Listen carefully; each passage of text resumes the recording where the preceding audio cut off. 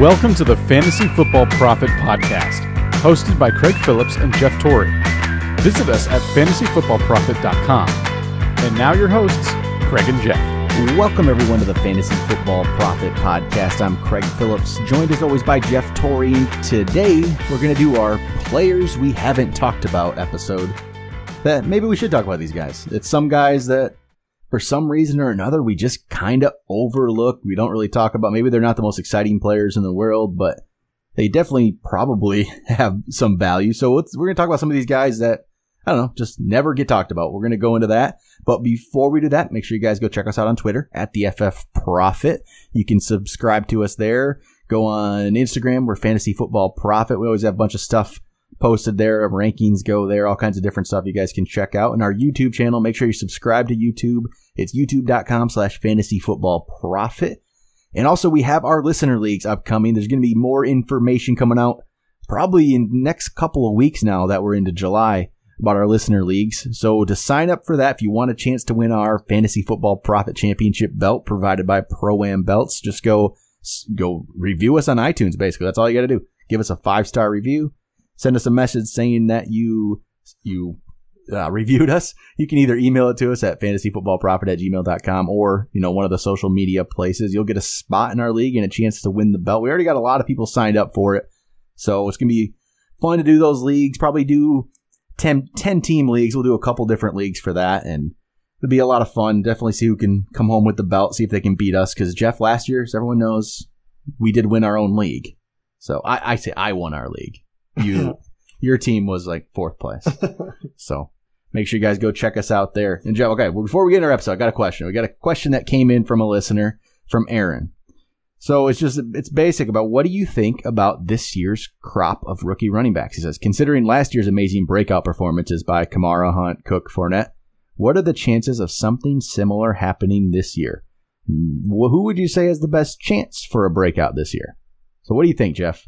This year's rookie running backs. Tell you the truth, I think that there's actually a pretty good chance. And obviously, we'll just say, we'll not talk about Barkley. He's his own. Right. He's his own. Yeah. He's his own thing. Obviously, we think Barkley is going to do well, but I think there's a lot of opportunity for these rookie running backs. The issue is we really don't know how it's going to we don't really know what kind of play time they're going to get. Who is actually the guy? I think last year we kind of saw it right away. We're like, okay, Hunt fell into here, and as soon as that injury happened, we're like, okay, he's going to get a ton of work. That's great. Alvin Kamara, we thought he was one of the more talented backs, but he was in a situation where he's not going to get a lot of work right away. Then he got a trade. So you see it was very similar in the way that it was going down. This time around, it looks like Darius Geis will kind of be the guy to get the first crack on the Redskins. You think Rashad Penny is obviously the only guy in town, but he's going to have a bad line. Kerryon Johnson, he probably will be the primary back in Detroit, but we don't really know that yet. And then obviously there's also Royce Freeman and there's a ton of guys. I guess that's the issue.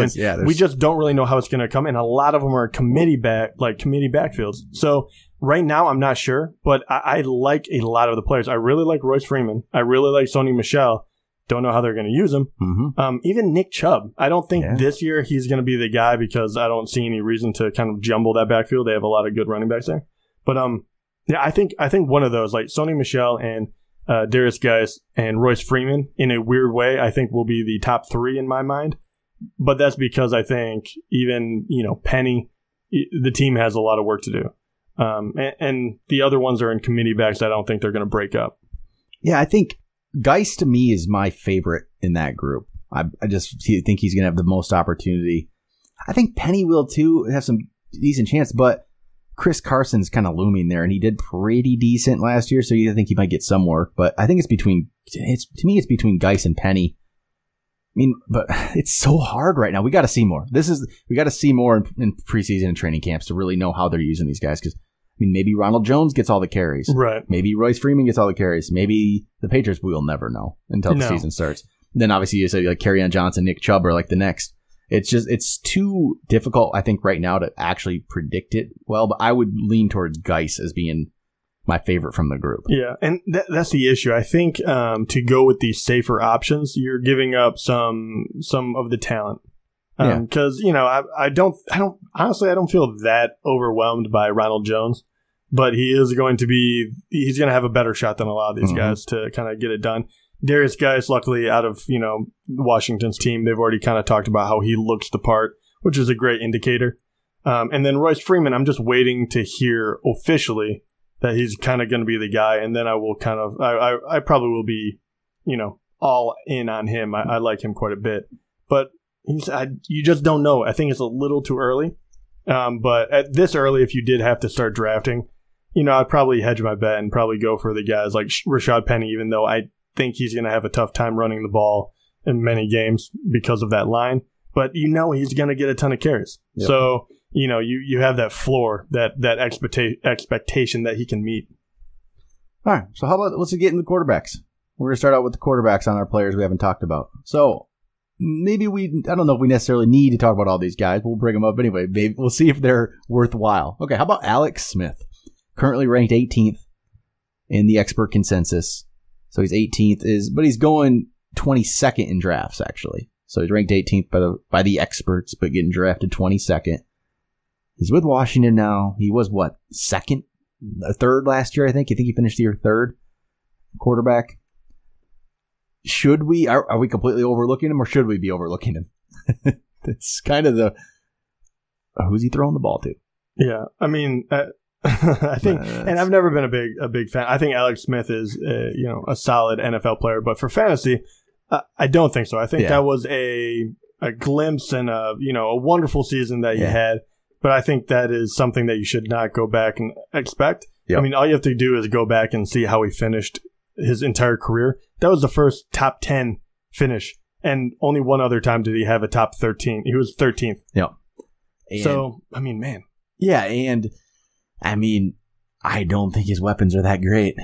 I mean, it's Jameson Crowder, Paul Richardson, maybe Jordan Reed. Yeah, I mean, Josh Doxson. But that's nothing like... You have a lot of question marks. You're just not terribly excited. And last year, it's only his third season in all his career throwing at least 20 touchdown passes. That doesn't inspire a lot of confidence in your fantasy quarterback. So, yeah, I think he could be a little better than the getting drafted at 22nd, but there's other players around here that you should probably go after, and I don't waste your time probably thinking about him too much.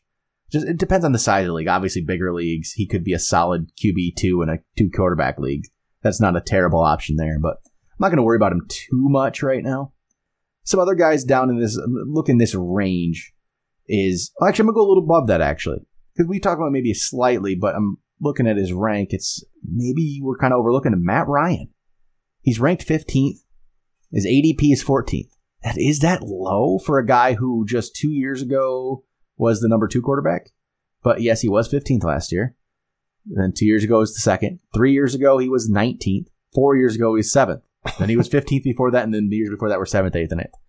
So I honestly think that's a pretty solid option for that kind of spot. That's a player that I don't really advocate getting a second quarterback, but sometimes if I have the end of my bench, maybe you throw a Matt Ryan and see if he can replicate what he used to do there, like what he did 2 years ago. Yeah, because he has Calvin Ridley now throwing the ball to too with Julio. Yeah, with Julio. Yeah, I think, first of all, I don't know why people hate on Matt Ryan so much. I'm not quite sure. He's way down there. Yeah, he's up and down. I completely understand that. But he can do it. He still has good weapons. I mean, he still has Devontae Freeman and Tevin Coleman in the backfield as well. There's not a whole lot not to like about that offense. I think people were right last year when they thought that it was going to be this big fall off from the year before. And they were right. And I think because of that, it kind of got stuck in everyone's heads like, hey, Matt Ryan was a one-year wonder, but he's not. Yep. I think that 15th is pretty fair, to be honest. But at the same time, I think he does have upside where a lot of other quarterbacks don't. So, yeah, like to your point, if you're going to, especially in a 2-quarterback league, if you can grab him as kind of a safety net, I think that's a great option. Any others in that quarterback range you're thinking? Sadly enough, and yeah, I have one more. But he's ranked 23rd, and it's Blake Bortles. And I really don't want to be the guy to advocate for Blake Bortles because I do not like him as a quarterback. But you look, he's played 4 years. The last 3, he was 4th, 10th, 13th. Yeah, I mean, wow. I don't like him, but at the same time, he's being drastically underrated. I know he doesn't have a whole lot to throw to, but really, Last year he was 13th. Or does he have a lot to throw to? Yeah, or does he have too much? Which way do you go? And really, I mean, you're one Fournette injury away from turning it a little more, passing game. I mean, he was 13th, and you had Leonard Fournette, and they just ran it down everyone's throat and played good defense. It's interesting. I'll just say that. I don't know what to think. I never know what to think about Blake Bortles, but at the end of the year, he's ranked up there decently. And I mean, he's ranked 23rd, but he's going 28th in drafts. That's crazy. I think he's better than that. I don't think this isn't just like talent wise. I don't know if he's that. I don't think he's a very good NFL quarterback, but he seems to get it done for the most part in fantasy. So, heck yeah. I mean, it's a weird thing to me. I don't know. I mean, he's actually getting drafted behind like Baker Mayfield in some of the ADP, which is kind of insane. I'm not going to advocate though. I don't like. No, but it makes sense. I get it. It does. If we're going to talk about Matt Ryan in that breath, I just feel like it's fair to throw out Blake Bortles and be like, dude, you can get him at the very end of the draft, and you can get a solid backup, or just watch for him on waivers. You know what I mean? There's some interesting quarterbacks in this range though. It's just, I'll throw out Derek Carr's name just because last year coming to the year we thought he was a top 10 guy. And it didn't quite happen. It didn't happen with him or Amari Cooper last year. It was just a weird thing, I kind of feel like. Maybe that was just a new coach. Obviously, Gruden's there. I don't know. Before last year, he was on a good path. He went from 20th to 15th to 9th as a quarterback. And we thought last year it was definitely – we did an episode. It was Derek Carr versus Kirk Cousins, one of our mini episodes we did. And I went on the Derek Carr side and he went on the Cousins side. Yeah. It didn't work out in my favor. But we were like talking about him in that breath. And he got a big. He could be. I mean, he was trending up very, very fast. And I don't know what happened. It was a bad season. I don't know what happened with the Raiders completely. Like they just fell off the map.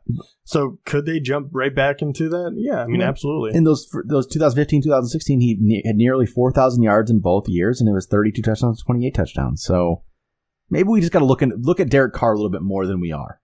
It's still not in draftable range in most leagues. But there could be something there if you're in a deeper league or a 2 QB league. Kind of take a look at them. And this is a little off topic, but we're talking. I always group them together. I always group Mariota, Carr, and Jameis together. What does Jameis Winston's suspension do for you? Like I highly doubt that he was incredibly high on your list, but does this make him undraftable for you? I don't like 2 quarterbacks, so I'm probably staying away. It just probably keeps him away from me, but it depends on then what I do with my quarterback. If I do wait and get a quarterback, like you say you get a Rivers, say you get a Roethlisberger or a Stafford, one of those guys, and they're not quite doing it.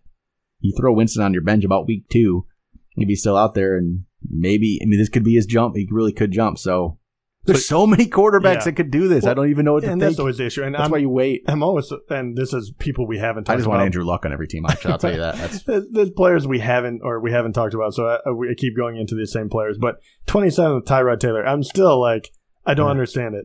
He should be better than that. He's been better than that. And I don't think Baker Mayfield was impressing very much so far. No, I mean... In the little minicamp they did. But I don't expect him to take over. Tyrod at least going to be valuable for the start of the year. Yeah. Well, I would think. He's going to be, so, yeah. All right, how about some running backs? There's some interesting names that for some reason or another we just don't talk very much about. How about, I'll say, Devontae Freeman. That's one. Even though he's ranked 11th in consensus and he's 11th in ADP, he's just kind of at that back-end running back 1, early running back 2 spot, and people just aren't talking about him. It's kind of like you're not excited to get Devontae Freeman. And he played 14 games last year. He had some concussions. It's always a worry when he gets concussions, but he's relatively productive. He catches the ball a decent amount. It wasn't quite the same offense last year, but he's had 3 solid seasons. I mean, nothing's touching right now. His second is 2015, where he had the 73 catches yet. I don't know if he can get that again. That was a good, Kyle Shanahan offense there. Yeah, it's a little different maybe, but I still think he's very solid running back who just isn't getting talked about much. He finished first 2015, 6th 2016, then last year 13th, even with missing 2 games. So for him to be ranked 11th, that's pretty solid value, I think. Yeah, and he's one of the safer running backs, it feels like. I know that sounds weird since he just got hurt last year. Well, we got called out on that. Did you see that on YouTube comments?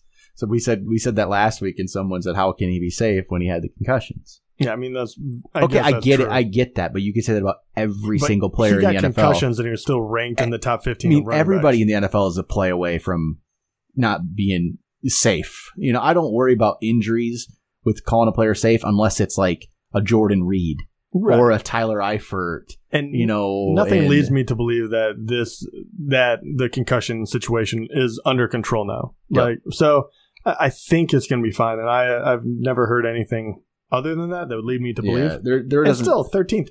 Even with missing those 2 games, 13th is pretty solid. Yeah, I think he's. I'd be happy with, especially if he's 11th right now. If you're in a 10-team league, that's a running back 2. And even if you are in a 12-team league, you most likely can get him as running back 2. Especially if you're the front end of the second round, because there's going to be some wide receivers ahead of that. Devontae Freeman is your second running back. That's awesome. Yeah. So just keep his name out there, and people kind of don't. And I'd say Jordan Howard to an extent, a couple spots below him, just kind of is in that same. You don't really talk about him range. He's ranked 13th right now in consensus. He's going 14th in drafts, which puts him. Let's see, 14th puts him behind Christian McCaffrey, actually. So he's behind Christian McCaffrey and McCoy there, obviously. So I think we should talk about him a little more. People shouldn't just write him off. He's had 2 really good seasons to start his career. His yards per carry weren't the same last year as they were his rookie year, but you know what? He just does a decent job. He gets the ball in the end zone. And as much as Tariq Cohen might get involved, he's not an every now and back, and he's not going to do anything like that. And Howard's gone 9th and 10th in his first 2 seasons. So a 13th ranked guy, who has probably better value than that, doesn't get talked about much. Again, it's a running back 2. That's an awesome running back 2. I think a very safe. You're going to do pretty well. He's not top end. He doesn't have top end potential, but he could place anywhere from 5th to 15th, and you're going to be perfectly happy with that. So I think Jordan Howard we need to don't forget about him. He's just because he's not a amazing pick that just wows you. I think he's a solid player. So, who else you got? You got any other guys? I mean, there's more. Yeah, I think I'm a guy that I don't know necessarily gets overlooked, but we don't talk about a whole lot is Marshawn. And Lynch is there. He's getting older, but I mean, really, even last year, looking at his numbers, he had over 200 carries. He, almost 900 yards, 7 touchdowns, 4.3 yards a carry. I mean, he definitely looked, much better than he did the year before, and that last year in Seattle when he missed half the season, and he was off that run of just being a top 5 running back every single year. I don't expect that, but are people devaluing him when they could be getting a running back 3, say, at a steal? Yeah, I'm probably one of those that's doing it. And I don't know if it's because of Doug Martin there. I mean, maybe we're just overall this backfield because Doug Martin then, it's not like people are really thinking he's going to take away, because Doug Martin is down at 55th in the ranks, which that is somebody that's a little undervalued, and we haven't said his name very much. If you think Marshawn's going to be in the 30s, it almost has to be because Doug Martin's taken away from it. Right. But Doug Martin in the 50s isn't somebody that's taken away from anything. Right. And no other back is up there either. And John Gruden, I have a feeling he's a guy, he wants to run the ball. He just seems more old school mentality from everything we think about Gruden. Maybe not. It just seems like he wants to, instill some of that in the team again. Lynch, you could be right. If he's ranked 29th and he's actually getting drafted 33rd, that puts him as like a 4th running back. And that would be an interesting guy to have. Yeah. Like in that range. No, I'm not saying go out and draft him because he's going to have a rebound, but and it's hard because he's definitely getting up there. But Lynch is a weird one. He's had one bad season with injuries, but I mean, the guy looks kind of invincible, and he didn't look bad last year. As you can see, 4.3 yards a carry when you're kind of using him as a battering ram, and that Raiders offense wasn't very, overall very impressive.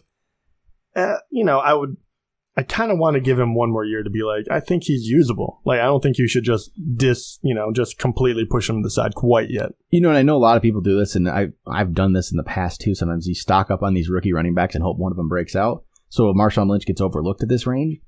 But, I mean, you could go Jones and Freeman and Sony Michel. They're all ranked ahead of him. But, if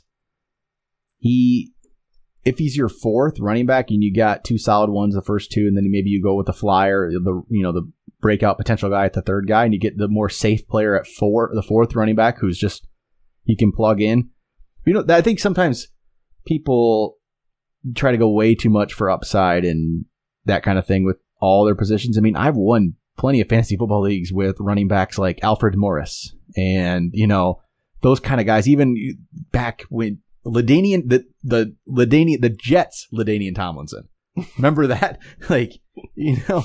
That not from the Chargers, the guy who played for the Jets right. when he was at the tail end of his career, and he was just kind of, not talked about. It wasn't very exciting, but he could do well enough for you.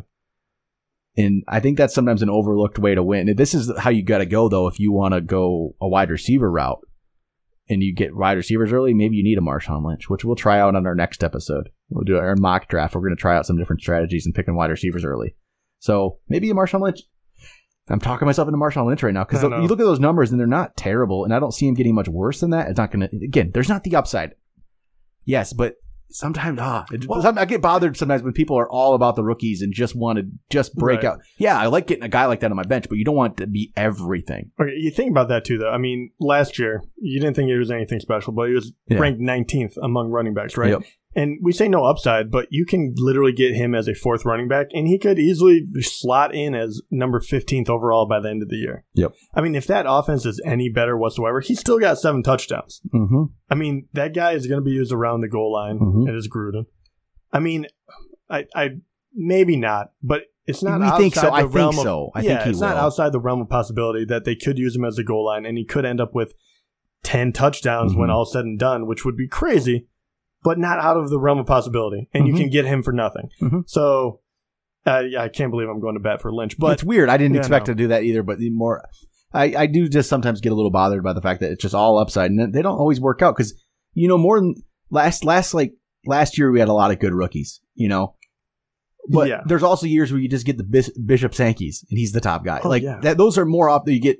That happens a lot. Well, also, I mean, we're blinded by the last 2 years. Yeah, we literally just talked about it too. But how many things had to go right for those rookies for them to be productive? Yeah. I mean, I just talked about there had to be a trade, there had to be an injury, there had to be this and that. Those same things have to happen this year. So that's why I'm saying, that's why I would tend to go safer with those rookies. But you're probably not getting the most talented ones. Where like the Alvin Kamaras might be more of a waiver pick. Or one guy is stashing him and he could hurt himself. Yep. So, be careful with the risks you take. Yeah, it's just all these rookies, everyone gets so excited. But, I mean, I say more often than not, you get the Bishop Sankey. Remember Sean Green? Remember that kind of player? Yeah, exactly. You get those kind of guys that you're like, oh, they're going to do it. They're going to do it. And DeMarco Murray is not like Lynch is farther in his career. But remember when DeMarco Murray was done? Yeah. And he was what, top 5 guy? Yep. So just, don't overlook these kind of guys. I would say Isaiah Crowell. That's another guy down here. He really is interesting. He is because, I mean, I've never been like the biggest Crowell fan in the world, but I also don't think he's not the most talented guy, but he's not the worst guy. He's a decent player who in 2016 he played very well for the Browns there. He had a very good season. He caught some balls, he ran the ball well, and then last year he got a little overhyped, and I think we both called that early on. It was getting a little overblown. Yeah. But then he also was on a bad team who lost a lot of games.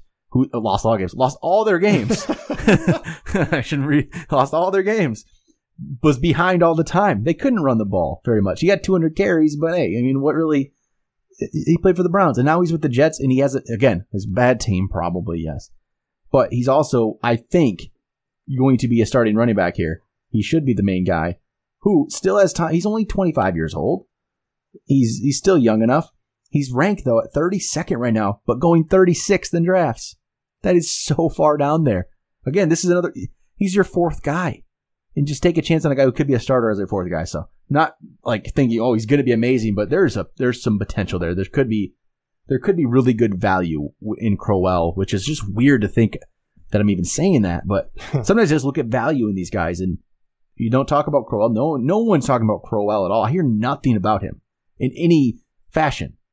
And because everyone at Crowell, they're going to just want to go down and get like Kerryon Johnson here or even further down. But no, I kind of think I might have Crowell on a couple teams. He's not the 31-year-old Marshawn Lynch, 32-year-old Marshawn Lynch. He's 25 years old. There's who's had decent success. So yeah, and interesting. And even last year when they were on a terrible, terrible team, so you just have to punt the run game so early on. I mean, he was still getting 4.1 yards per clip, and that was also, people were hyping up Cleveland, how they rebuilt their line, which did not look like it last year. They're still going that way.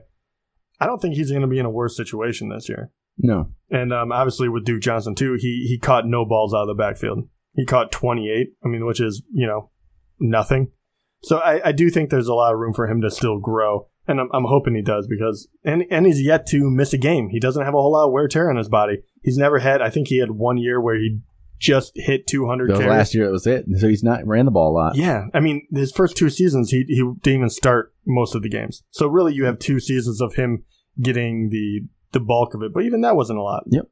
Yeah, he could be something. It's not saying, he's going to be great, obviously. Right. But it's interesting at this value.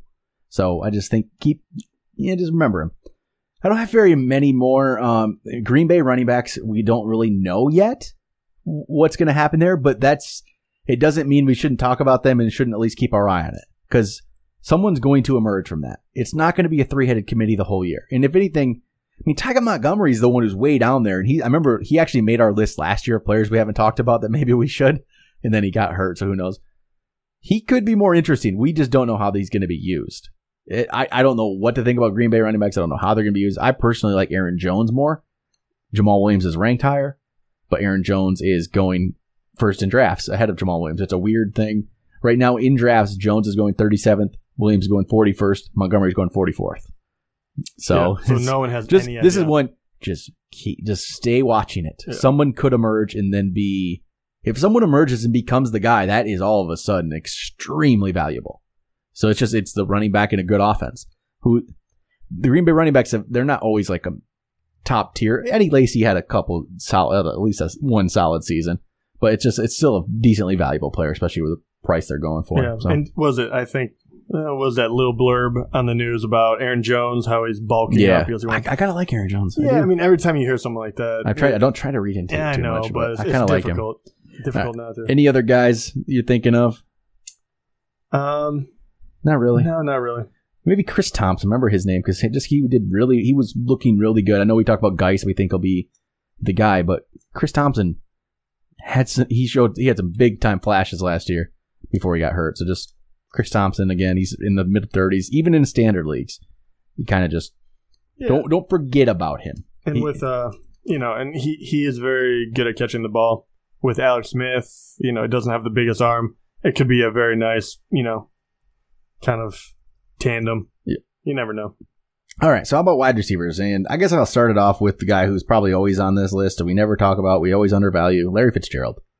It's because we don't know when it's going to happen, when the fall-off's going to happen. People already thought he fell off. He was done about 3 years ago. I remember drafting him that year for like nothing in an auction. I paid like $5 in an auction draft for Larry Fitzgerald. And it was just no one even cared. And then he pulled off the 109 catches for 1,200 yards. So the last 3 years, he's gone 109, 107, 109.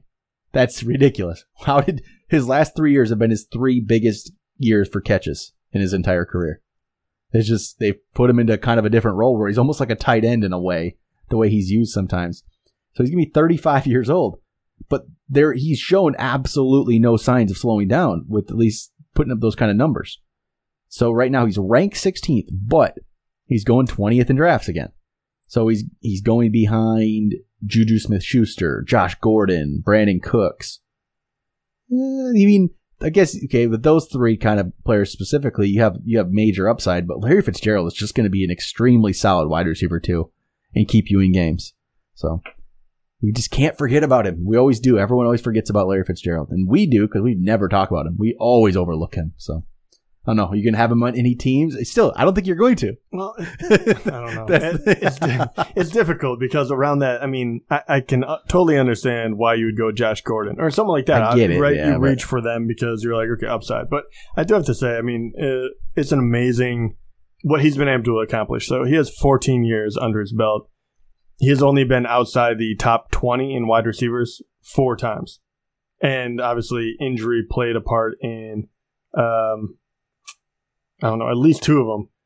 And Palmer was getting hurt. And really, the last 3 years, right, you think he's going to slow down. He caught all those catches, 11th, 19th, and 9th last year. He was in the top 10. I mean, he is a very difficult one, because at what point do you go upside comparatively? He's 35 years old. Yeah, because I don't think he's going to be in the top 10 again. But I do think he'll be in the top 20. Yeah. But do I draft him that way, or do I go for a guy that has a higher ceiling? That's the struggle. Yeah, I don't know. And more than likely, I will not end up with him in my team. That's the thing. It's such a weird place to draft at. It ends up sometimes pushing him to a wide receiver 3. And as a wide receiver 3, I think that's awesome. It's amazing. If you start 3 receivers and you get your, whoever at your top guy, your elite guy number 1, you go to the number 2 is that upside play, like the Josh Gordon, Juju Smith-Schuster, one of those. And your third's Larry Fitzgerald, where you're getting those guaranteed points. I think that's the way to go. Yeah, and in PPR, it's a whole different ballgame. Yeah. All right, other wide receivers. I mean, there's a lot that you could talk about that we haven't talked about. I'll say we haven't talked about the Denver receivers very much, because I think we've just been burned by them so many times in the past that I personally just try to stay away almost now. But now the fact that Demaryius Thomas he's ranked, 19th. He's going, though, 23rd in drafts. And he's 30 years old now, but he's been very productive. And even last year wasn't great, but it's still 83 catches, but nearly 1,000 yards. The year before, 90 for 1,000. And he has a better quarterback this year, we think. So maybe he's just another guy that you just, as a wide receiver 3, where he's kind of going almost in a way, that's not, there's some potential there for a guy who finished 5th, 1st, and 2nd in 2012, 13, and 14 before he then didn't really have a quarterback, because it even was 2015. That's the Super Bowl year. I don't really think he had a quarterback that year. Peyton Manning was a shell of himself. Oh, yeah. And Brock Osweiler for the bit he was out there. So, dear God. And he still finished 13th that year. But when he actually had a healthy Peyton Manning, he was great. And so Case Keenum's not that, but he's also not what he's had the last 2 years. No, but I mean, look at what Thielen really Thielen, but Thielen and Diggs, they were fine last year with Case Keenum. Mm-hmm. Absolutely. Yeah. And Demaryius Thomas, however you cut it, is, he's older now, but technically he is a better wide receiver than either of those guys were last year. So, yeah, here's my Demaryius Thomas. I'm in on. I like him still, depending on where you get him. What about the other side? What about Emmanuel Sanders? I'm not the biggest fan, and I think he's only really had one, I think, great year. He finished 7th one season. Other than that, he's never been better than 18th. Yeah, and where he's going to 33 currently. See, where he's going is that's a problem. Like, because he's right there with Corey Davis. I want Corey Davis every time. Right. He's ahead of Robbie Anderson. I think Robbie Anderson is another guy we should talk about. Devontae Parker. Yeah, I want those guys at this spot. I want those guys over Emmanuel Sanders, because I don't even think there's the safety in him. It's not like you're talking about, like we were talking about Marshawn Lynch, in that this kind of range, there's safety in him. He should be pretty good. There's nothing, I think, in Sanders. So I want some of these other guys. Like, okay, Robbie Anderson, who is ranked 35th, going 42nd in drafts in the ADP. He's just a great value right now. And his legal issues, I don't think he's going to be suspended. Yeah, I don't think kind of went away, like didn't they? I mean, he did. There was a final. I don't remember exactly how it ended up, but there's whatever. It doesn't sound like enough came of it that it's going to warrant any kind of suspension. So, I mean, this guy was really good there for a time. I mean, he was. He showed so many flashes that he could be good.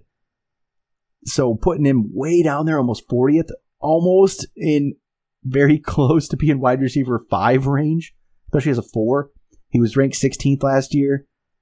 I mean, this is an interesting play. I just think there's really no risk where you're getting him. Okay, do you want Robbie Anderson there at 35th, like around that range? Okay, let's go ADP wise. Do you want Robbie Anderson, or do you want Jamison Crowder? Or do you want, let's see. Okay, well, do you want Jordy Nelson or Robbie Anderson? I think Jordy's done, personally. Ooh. I really don't like Jordy. Yeah, I mean, I think Robbie Anderson's a safer pick. hard enough to believe. Yeah, I'd probably go Robbie Anderson. See, I just think there's some upside. He's a guy that's getting forgotten about. So yeah. All right, any other guy? Maybe, okay, I'll just say Pierre Garçon's name, and only in the fact that Garoppolo has to throw the ball to somebody. So, I don't know. Is it Garçon, Goodwin? One of those guys is being severely undervalued if Garoppolo is going to be as good as people think. He can't throw them all to Jerick McKinnon. And see, that's why we're not necessarily on the Garoppolo bandwagon, because what about who he's throwing the ball to? Yeah, which one is going to be the guy? It doesn't make any sense why he's valued so high and everyone else is so low. Yeah, it doesn't. Okay, some other wide receivers. Calvin Benjamin, number 1 with Buffalo, but he's 45th in ADP. I know Buffalo's who's their quarterback? Is it A.J. McCarron? Probably over Josh Allen. So it's not that exciting. But it's not like he's just a wide receiver 1, so we have to think about him. I think he's actually a talented player. So at 43rd ranked, 45th ADP, you got to think about him a little bit.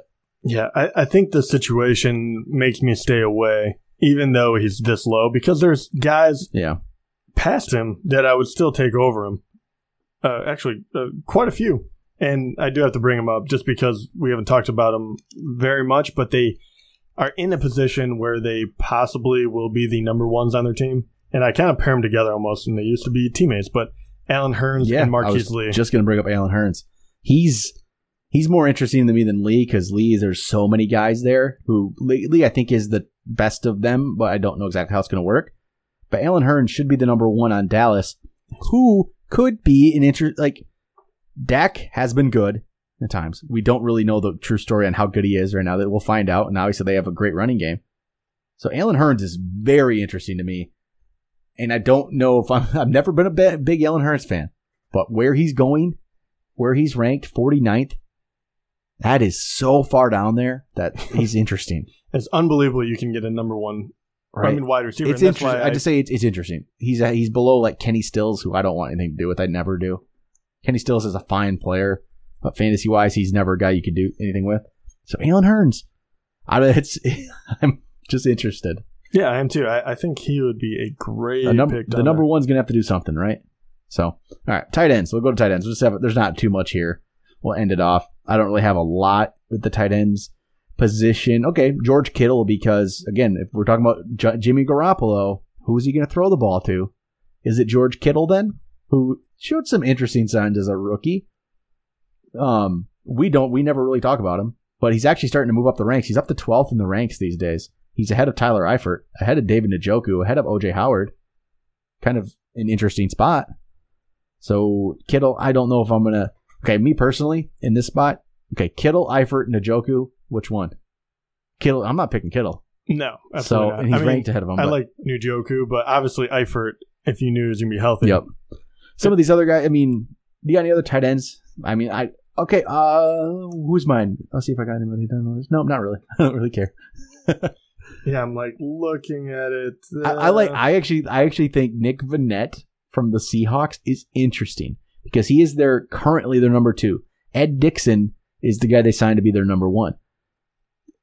Russell Wilson has obviously always used Jimmy Graham when he had him those few years. Jimmy Graham caught a lot of touchdowns. Maybe Nick Vannett is an interesting player. He'll probably make my deep sleepers list when we do that very soon. So I think he just could be we should maybe think about the Seattle tight ends because they need to throw the ball to somebody. You can't just all be Doug Baldwin. So there could be some interesting play there. It's one of those guys that it's like a third-year tight end who you don't hear much from year 1 and 2, and maybe all of a sudden does something year 3. I think it's interesting. Just remember that name. I don't really have many others. Austin Seferian-Jenkins? Yeah, he does intrigue me a bit, but they have to throw the ball to somebody there, and they have a million guys. He's just going to be one of them with Lee and Moncrief and Dede Westbrook and Keelan Cole. It's just another name. I would love to see him actually put a full season together. The guy can't stay on the field either. If he didn't have those issues, then I would say, last year he had the most games he's ever played in a season. That was 13. And before that, and that's 4 more games than he's ever played. Mm-hmm. That's how injury prone the guy is. The only other one, and he hasn't really shown, it's just little spurts, but Charles Clay, in the back of my mind, I'm never going to put him on any of my teams right now, but just waiver wire kind of stuff. I really do think Buffalo is going to be really, really freaking bad. And the tight end, especially if you have, McCarron or Josh Allen, I mean, you have Zay Jones, who hasn't really proven himself. You have Kelvin Benjamin, who knows. He could get a lot more receptions than he ever has in the past. So maybe he would be an interesting one. But, that's me kind of grasping at straws because tight end is, once again, very shallow. Yep. It is. Somebody will probably break out at some point, but we have no idea who that is, and we'd be just completely guessing if we call out, except Nick Vannett. I'm right on that one. Right. All right. Maybe Steven Anderson from Houston. That kind of player. All right. I think it's going to do it. We talked about a lot of guys we haven't talked about at all, so I don't know if we will again until the season starts. That might be your one chance for some of those guys. So the only other guy that we haven't talked about is Dez. Yeah, because he doesn't have a team yet, which it's going to be interesting once he signs. Right, and that's going to he's going to sign, right? Oh, he has to. I mean, who knows? Maybe he'll actually be like 3 weeks in, and he'll wait for someone to get hurt. He's going to be interesting once he does sign because he's still he's only 29 years old. Oh yeah, he's a beast. He's going to be so pissed off when he gets back in there. It's going to be interesting to see what happens with him. But all right, that'll do it for the players we haven't talked about episode. We'll be back this week. Let's see, after 4th of July, we'll be back with our mock draft. We're going to do some different strategies for that and try out and see what happens when we do it. So we'll talk to you guys then.